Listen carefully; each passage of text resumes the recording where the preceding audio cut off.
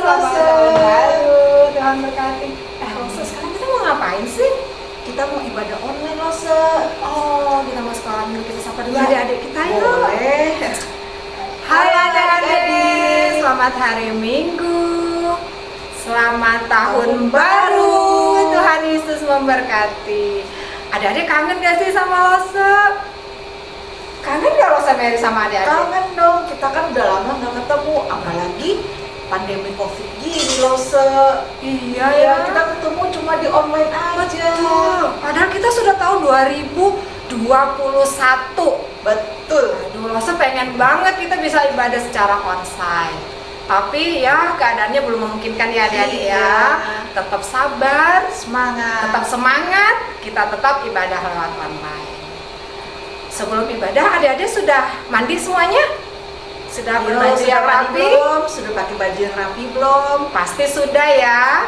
Alkitabnya mana yo? Ayo, mana Alkitabnya kita siapin. Siapin Alkitabnya. Nanti kalau ada pembacaan firman kita baca bersama-sama. Taruh di tempat yang paling deket sama adik-adik supaya Iya, gampang betul. ngambilnya. Oke? Ya, Oke, sekarang kita adik-adik. siap semuanya. Kita mau mulai ibadah sekolah minggu kita. Kita akan bernyanyi Aku Anak Raja. Kita nyanyi sama-sama.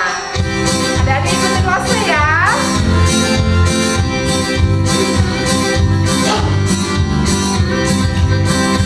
Aku anak raja, engkau anak raja, kita semua anak raja.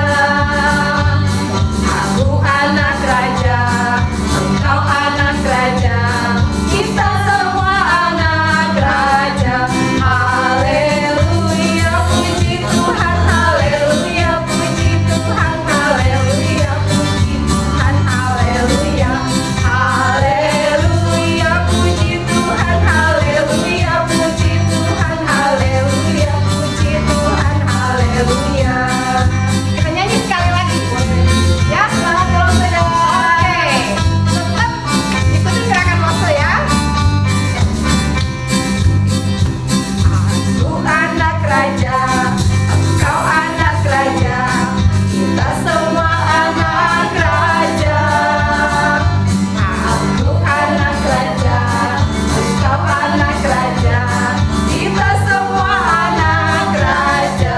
Haleluya, puji Tuhan, haleluya, puji Tuhan, haleluya, puji Tuhan, haleluya.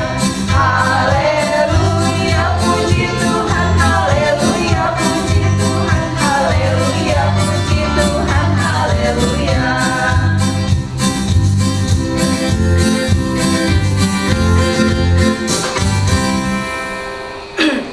Terus Yuna, kita tadi sudah menyanyi Aku Anak Raja. Ya betul Iya. sekali Lose. Sebelum kita mulai ibadah ini, mari Lose, mari adik-adik kita satukan, kita berdoa untuk memulai ibadah online pada minggu ini. Ayo adik-adik, sikap yang baik, kita akan menghadap sama Tuhan. Betul Lose Mary. Sudah siap ya adik-adik ya? Mari adik-adik kita berdoa. Tuhan Yesus, terima kasih. Selamat pagi Tuhan. Kami Lose dan adik-adik di sini akan memulai ibadah online pada minggu ini. Tuhan berkati ya kebaktian ibadah online pada hari ini dari awal, pertengahan, pada akhirnya. Tuhan, kami juga berterima kasih Tuhan sudah berkati sepanjang perjalanan hidup kami pada minggu ini. Terima kasih ya Tuhan. Terima kasih. Haleluya. Amin. Amin.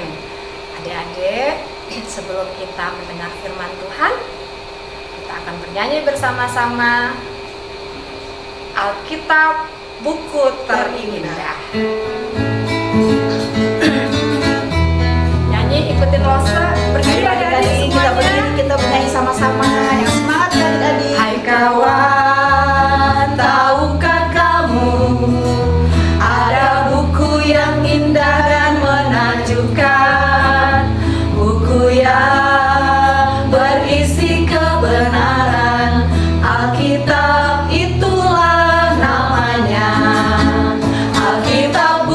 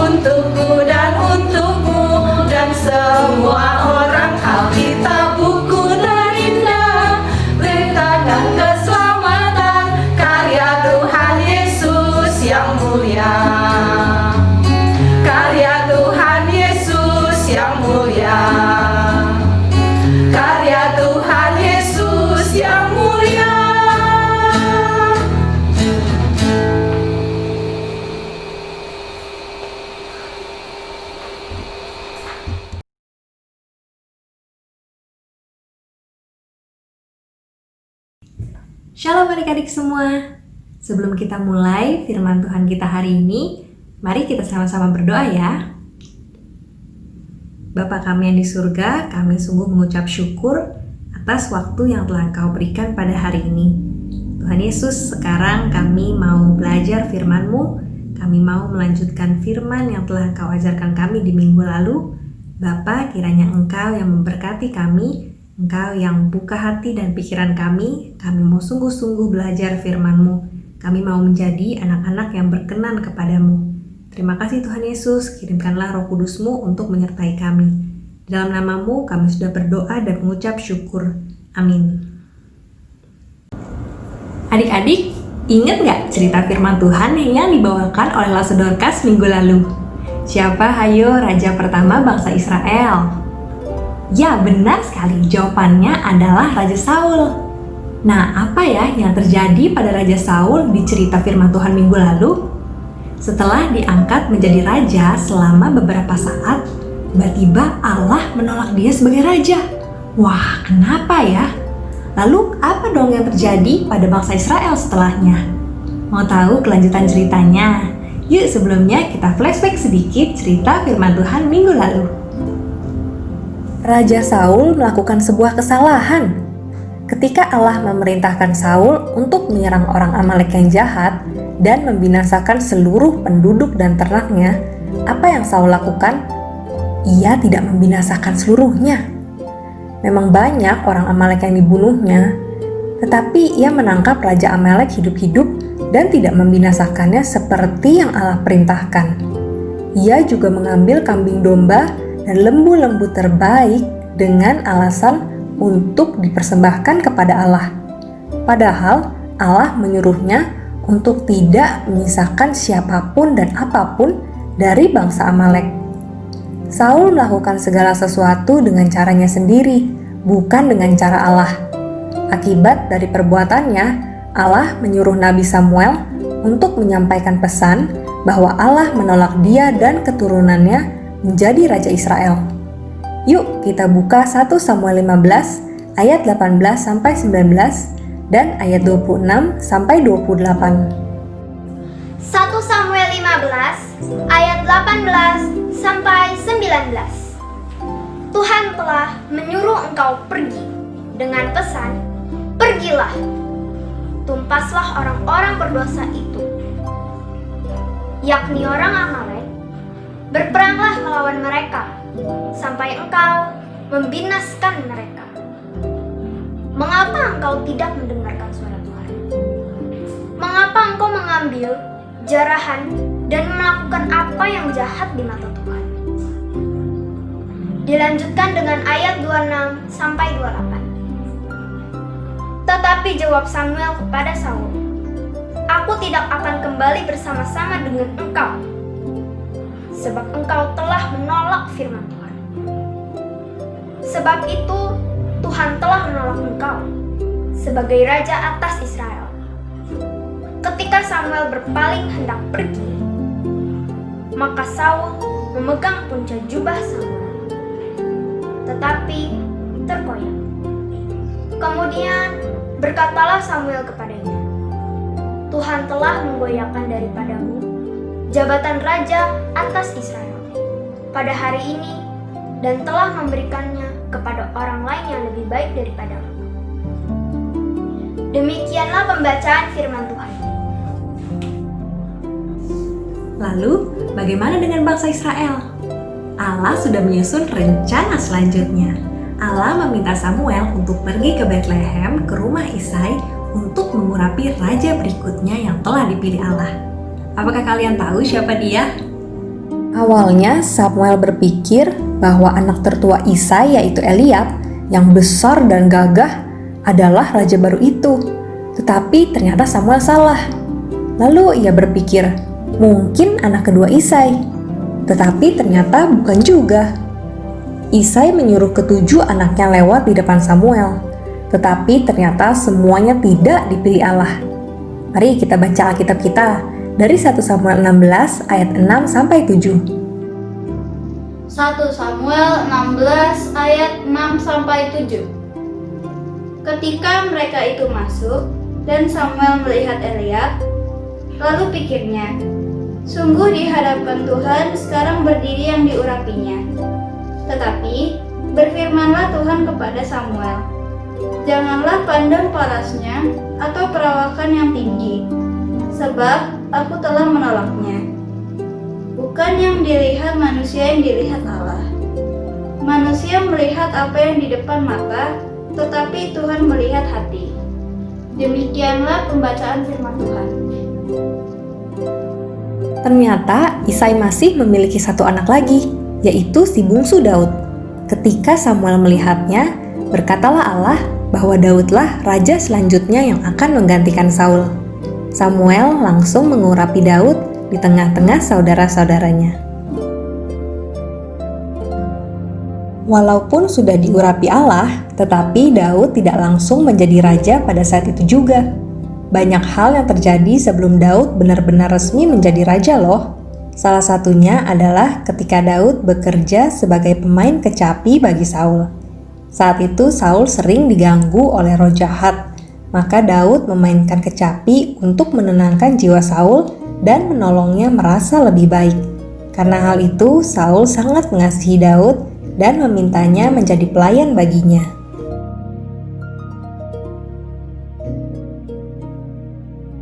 Suatu hari, berperanglah bangsa Filistin melawan bangsa Israel. Orang Filistin mengirim Goliat, seorang prajurit raksasa yang sangat besar, kuat, dan menyeramkan. Tidak ada prajurit Israel yang berani melawan Goliat. Tetapi Daud malah mengajukan dirinya untuk melawan Goliat. Daud yakin Tuhan Allah besertanya dan akan menyelamatkan ia dan bangsa Israel. Ia juga ingin menunjukkan kepada bangsa Filistin bahwa bangsa Israel memiliki Allah yang besar dan berkuasa. Atas seizin Allah, Daud berhasil mengalahkan Goliat. Setelah peristiwa itu, Daud dipercaya untuk maju ke pertempuran berikutnya, dan ia selalu berhasil kemana juga Saul menyuruhnya pergi. Kok bisa ya selalu berhasil? Kalian tahu kenapa? Karena Tuhan Allah selalu besertanya. Maka dari itu Daud pun diangkat menjadi kepala prajurit dan ia juga bersahabat karib dengan Yonatan, anak Raja Saul. Setelah itu apa yang terjadi kepada Daud ya setelah ia diangkat menjadi kepala prajurit? Pada suatu kesempatan setelah berperang mengalahkan orang Filistin, bersorak-soraklah perempuan-perempuan dari segala kota Israel untuk menyambut Raja Saul. Harusnya Raja Saul senang dong karena prajuritnya bertambah kuat sejak diangkatnya Daud menjadi prajurit. Tetapi justru semuanya berubah sejak peristiwa ini. Raja Saul malah menjadi marah besar. Kenapa ya? Yuk kita buka 1 Samuel 18 ayat 6 sampai 9. 1 Samuel 18 ayat 6 sampai 9. Tetapi pada waktu mereka pulang, ketika Daud kembali sesudah mengalahkan orang Filistin itu, keluarlah orang-orang perempuan dari segala kota Israel menyongsong Raja Saul sambil menyanyi dan menari-nari dengan memukul rebana, dengan bersukaria dan dengan membunyikan gerincing.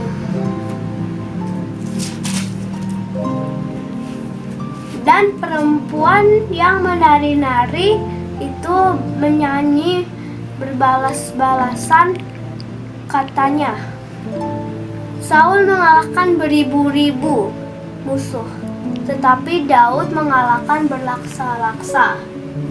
Lalu bangkitlah amarah Saul dengan sangat, dan perkataan itu menyebalkan hatinya.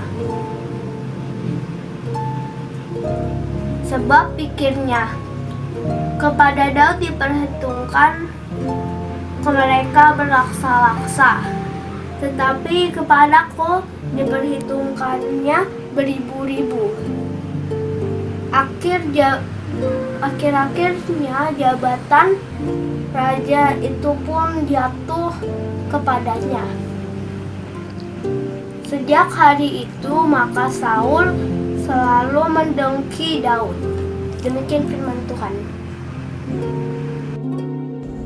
Adik-adik, tadi disebutkan kalau Saul mengalahkan beribu-ribu tetapi Daud berlaksa-laksa. Apakah kalian tahu artinya berlaksa-laksa? Itu bukan nama makanan ya. Berlaksa-laksa artinya puluhan ribu orang. Jadi maksudnya Daud mengalahkan lebih banyak musuh hingga puluhan ribu orang dibandingkan Saul sang raja yang hanya mengalahkan ribuan orang. Maka dari itu Saul sangat iri kepada Daud. Dan ia menyadari bahwa Allah telah memilih Daud menggantikan Saul dan menjadi raja berikutnya. Maka itu Saul terus mencari cara untuk membunuh Daud. Ia bahkan menyuruh pasukannya dan anaknya Yonatan untuk mencelakai Daud. Tetapi Allah selalu melindungi Daud melalui Yonatan, sahabat karib Daud. Daud pun lari dari istana untuk menyelamatkan dirinya yang mau dicelakai oleh Saul. Setelah beberapa waktu kemudian, Saul membawa 3.000 pasukannya untuk mengejar Daud dan prajuritnya. Di tengah perjalanannya tersebut, Saul menemukan sebuah gua dan masuk ke dalamnya sendirian untuk membuang hajat. Tetapi pasukannya menunggu di luar gua tersebut. Tanpa diketahui Saul, ternyata ia sedang berada di gua yang sama dengan Daud dan prajuritnya. Prajurit Daud berkata kepadanya bahwa ini adalah kesempatan yang baik untuk menyerang Saul. Tapi apa yang terjadi ya? Mari kita sama-sama baca 1 Samuel 24 ayat 7 sampai 11. 1 Samuel 24 ayat 7 sampai 11.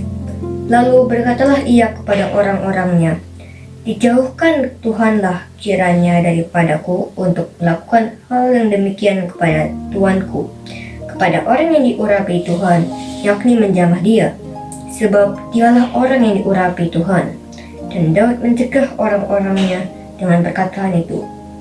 Ia tidak mengizinkan mereka bangkit menyerang Saul. Sementara itu, Saul telah bangun meninggalkan gua itu, hendak melanjutkan perjalanannya. Kemudian bangunlah Daud. Ia keluar dari dalam gua itu dan berseru kepada Saul dari belakang. Katanya, "Tuanku Raja." Saul menoleh ke belakang, lalu Daud berlutut dengan mukanya ke tanah dan sujud menyembah. Lalu berkatalah Daud kepada Saul, "Mengapa engkau mendengarkan perkataan orang-orang yang mengatakan, sesungguhnya Daud mengikhtiarkan celakamu? Ketahuilah pada hari ini matamu sendiri melihat bahwa Tuhan sekarang menyerahkan engkau ke dalam tanganku dalam gua itu. Ada orang yang telah menyuruh aku membunuh engkau, tapi aku merasa sayang kepadamu, karena pikirku aku tidak akan menjamah tuanku itu, sebab dialah orang yang diurapi Tuhan." Demikianlah firman Tuhan. Ternyata adik-adik, tidak hanya satu kali loh kejadian ini terjadi, tapi 2 kali. Sekarang kita buka ya, 1 Samuel 26 ayat 7 sampai 11. 1 Samuel 26 ayat 7 sampai 11. Datanglah Daud dengan Abisai kepada rakyat itu pada waktu malam. Dan tampaklah di sana Saul berbaring tidur di tengah-tengah perkemahan, dengan tombaknya terpancung di tanah pada sebelah kepalanya. Sedang Abner dan rakyat itu berbaring sekelilingnya. Lalu berkatalah Abisai kepada Daud, "Pada hari ini Allah telah menyerahkan musuhmu ke dalam tanganmu. Oleh sebab itu, izinkanlah kiranya aku menancapkan dia ke tanah dengan tombak ini. Dengan satu tikaman saja, tidak usah dia kutancapkan 2 kali." Tetapi kata Daud kepada Abisai, "Jangan musnahkan dia, sebab siapakah yang dapat menjamah orang yang diurapi Tuhan dan bebas dari hukuman?" Lagi kata Daud, "Demi Tuhan yang hidup, niscaya Tuhan akan membunuh dia. Entah karena sampai ajalnya dan ia mati, entah karena ia pergi berperang dan hilang lenyap di sana. Karena Tuhan menjauhkan daripadaku untuk menjamah orang yang diurapi Tuhan. Ambillah sekarang tombak yang ada di sebelah kepalanya dan kendi itu, dan marilah kita pergi. Demikianlah firman Tuhan. Nah, tadi kita sudah baca bersama kan? Sebenarnya ada 2 kali kesempatan Daud untuk membunuh Saul. Tapi kenapa ia tidak melakukannya ya? Saul adalah raja yang diurapi oleh Allah, dan Daud tahu betul itu.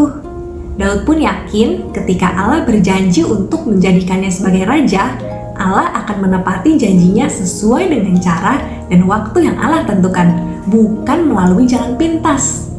Nah, sampai akhir hidupnya, Saul tidak pernah berhasil untuk menangkap dan membunuh Daud. Kitab 1 Samuel berakhir dengan kematian Saul setelah diserang oleh bangsa Filistin. Adik-adik, apa yang dapat kita pelajari dari kisah ini? Yang pertama, kita sering menilai orang lain dari penampilan luarnya. Apakah dia tinggi, besar, tampan, atau cantik. Tetapi Allah tidak melihat penampilan luar. Allah melihat hati manusia, yaitu hati yang mau taat kepada perintahnya. Inilah yang menyenangkan hati Tuhan dan yang berkenan kepadanya. Yang kedua, Daud adalah seorang yang berkenan di hati Allah. Ia dipilih menjadi raja dan ia taat mengikuti cara dan waktu Tuhan. Tetapi Daud bukanlah orang ataupun raja yang sempurna, karena ia juga melakukan dosa. Yang ketiga, sama seperti Raja Daud, semua raja bangsa Israel bukanlah raja yang sempurna. Tetapi ada satu raja yang sempurna. Siapa dia? Ya, Yesus Kristus.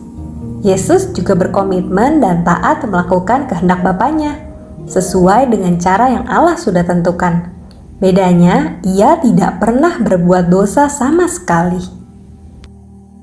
Ketika Yesus ditawarkan oleh iblis cara mudah untuk menjadi penguasa kerajaan dunia, ia menolaknya dan memilih cara yang sulit, yaitu menderita dan mati di kayu salib. Untuk apa? Untuk melaksanakan kehendak dan rencana Allah bagi keselamatan umatnya. Itulah cara yang Allah pakai untuk mengalahkan dosa, iblis, dan kematian, dan untuk menjadi raja dan juru selamat kita yang sempurna. Dan Yesus menaatinya hingga akhir. Adik-adik, kadang kita merasa iri terhadap keberhasilan orang lain. Misalnya teman kita punya nilai yang lebih bagus, atau punya barang yang lebih baru. Lalu kita mulai membandingkan diri kita dengan mereka. Kenapa mereka bisa dapat ya? Terus kenapa aku nggak bisa? Nah, kalau sudah kayak gitu, aku harus gimana dong, Lause? Berdoalah adik-adik kepada Tuhan Yesus Kristus, karena hanya ialah satu-satunya yang dapat menolong kita untuk tidak dikendalikan oleh rasa iri hati. Justru kita bisa melakukan hal-hal yang berkenan kepadanya jika kita meminta Ia untuk selalu menyertai kita. Selain itu, kita juga sering melakukan hal-hal yang kita anggap benar dengan cara kita sendiri. Kita paling gak mau disuruh sabar untuk menunggu rencana Tuhan dijalankan pada hidup kita. Kita paling suka cari jalan pintas atau shortcuts. Nah, adik-adik, berdoalah kepada Tuhan Yesus Kristus dan mintalah Ia untuk memberikan kita hati yang mau taat untuk melakukan kehendak-Nya dengan cara dan waktu yang sesuai dengan yang Allah telah tentukan. Nah, selamat hari Minggu adik-adik semua. Kiranya firman Tuhan hari ini memberkati. Bye! Adik-adik, yuk kita sama-sama baca ayat hafalan kita minggu ini. Ayat hafalan kita terambil dari 1 Samuel 16 ayat 7b. 1 Samuel 16 ayat 7b. Bukan yang dilihat manusia yang dilihat Allah. Manusia melihat apa yang di depan mata, tetapi Tuhan melihat hati. Nah, ini adalah ayat hafalan kalian minggu ini. Jangan lupa hafalkan ya, sendiri atau boleh juga bersama dengan mama papa.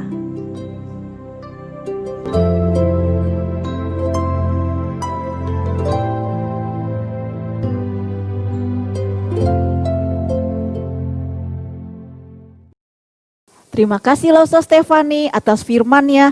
Adik-adik, cerita yang tadi firman-Nya bagus kan? Betul Lause? Betul sekali Lause Mary. Jadi adik-adik, Tadi firman Tuhan menceritakan bahwa Daud dipilih Allah untuk menjadi raja atas bangsa Israel. Daud adalah seorang yang berkenan kepada Allah. Tapi Daud bukanlah orang yang sempurna karena dia juga melakukan beberapa dosa. Hanya ada satu raja yang berkenan di hati Allah. Yaitu siapa dia? Dia adalah Tuhan Yesus. Dialah raja yang sempurna, dialah yang mengalahkan dosa, dialah yang menebus dosa kita manusia dengan mati di kayu salib. Adik-adik, kita akan menutup ibadah sekolah minggu kita. Kita akan angkat pujian Aku Diberkati. Kita nyanyi sama-sama ya.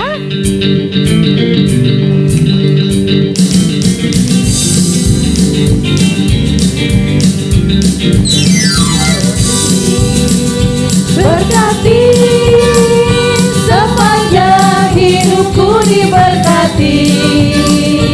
Bila bangun pagi hari siang berganti malam, aku diberkati.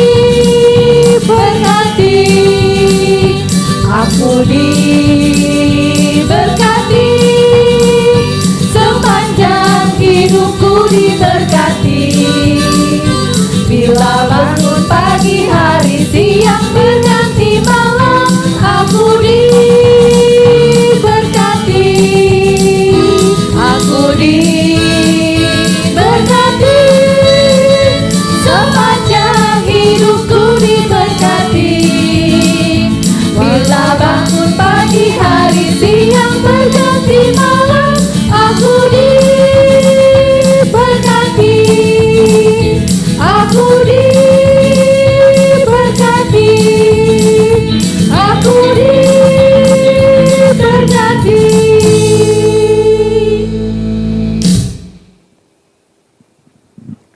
Ya adik-adik, mari kita mengakhiri ibadah kita berdoa bersama-sama. Mari kita berdoa. Tuhan Yesus, terima kasih untuk firman Tuhan yang boleh kami dengar di pagi ini. Terima kasih untuk ibadah sekolah minggu yang boleh kami ikutin walaupun lewat online. Terima kasih Tuhan untuk pemeliharaan Tuhan bagi kami. Saat ini kami mau mengakhiri ibadah sekolah minggu kami. Tuhan terus memberkati kami, memelihara kami, memberikan kami kesehatan yang baik.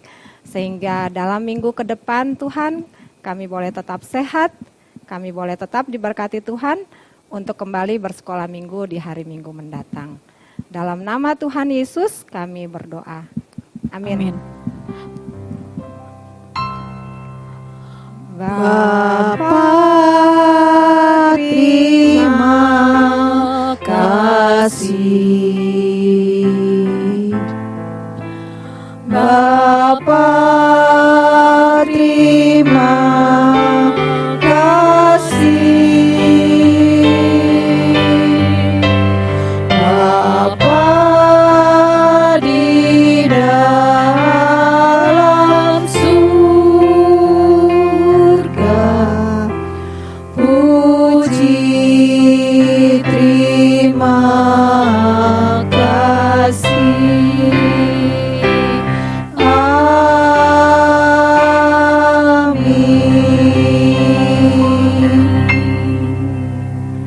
Adik-adik, ibadah sekolah minggu kita sudah selesai. Tuhan berkati. Selamat hari Minggu semuanya.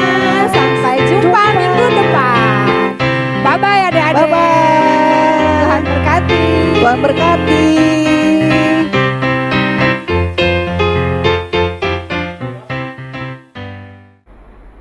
Shalom. Halo papa mama dan adik-adik di rumah. Semoga sehat semua ya. Walaupun saat ini kita masih harus tetap beribadah secara online, gak usah percaya adik-adik tetap semangat. Nah, kalau ada teman-teman kalian yang belum bersekolah minggu, kalian boleh ajak untuk bergabung bersama dengan kita beribadah sekolah minggu di GKI Kota Modern. Kita akan bersukacita, memuji Tuhan, dan juga tentunya belajar firman Tuhan bersama-sama. Atau bagi adik-adik yang mungkin selama ini sudah bersekolah minggu di GKI Kota Modern namun belum terdaftar di WhatsApp grup kelas sekolah minggu, adik-adik boleh menghubungi nomor telepon lause-lause yang ada di bawah ini untuk mendapatkan informasi yang terbaru seputar kegiatan sekolah minggu di GKI Kota Modern. Catat ya nomornya. Lause tunggu ya. Sampai jumpa di sekolah minggu. Tuhan Yesus memberkati.